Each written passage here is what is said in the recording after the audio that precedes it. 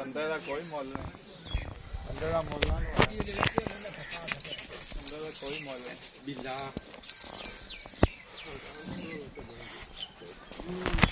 ਬਿੱਟੂ ਨਾ ਇੱਥੇ